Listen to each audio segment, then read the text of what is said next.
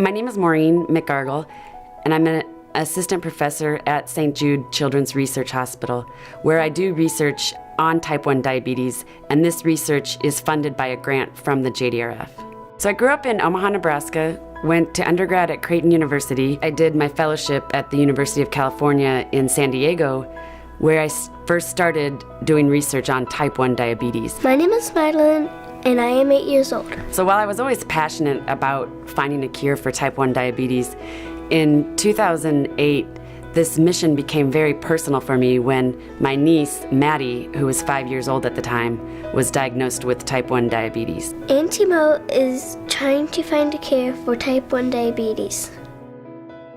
So JDRF Research is basically strategically divided to address our mission as best as we can, which is basically to find a cure for type 1 diabetes and reduce the intensity or reverse the onset of diabetic complications so people live healthier and longer lives. One of the things JDRF is really trying to do, and it is a high priority project, is the artificial pancreas project. The dream of the artificial pancreas is to have a fully automated, what we call a closed loop system, where you will have a continuous glucose monitor and an insulin pump that will talk to each other using an algorithm, and the sensor will actually drive insulin delivery based on the sensor's reading of the patient's glucose. just as a person's pancreas would without diabetes. The advantages of having an automated artificial pancreas system is huge. It's hugely going to benefit the lives of individuals from a biology perspective, but also, equally importantly, reduce the burden of dealing with and living with a disease daily. Currently on the market, you have insulin pumps and you have continuous glucose monitors. The companies that make those products either make the sensor or they make the pump.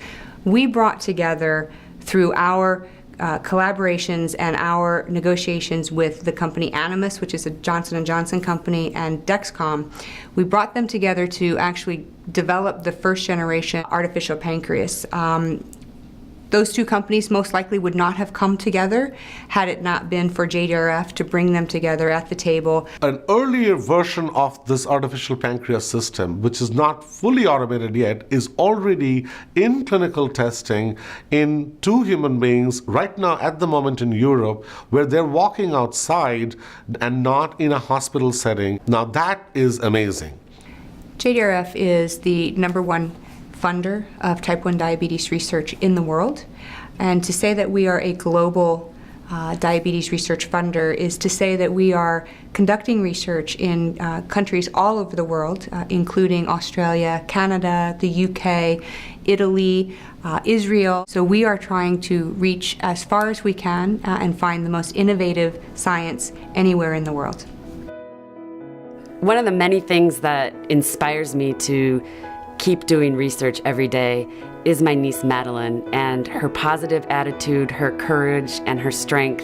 When my aunt is searching for a cure, it makes me feel proud, it makes me feel happy.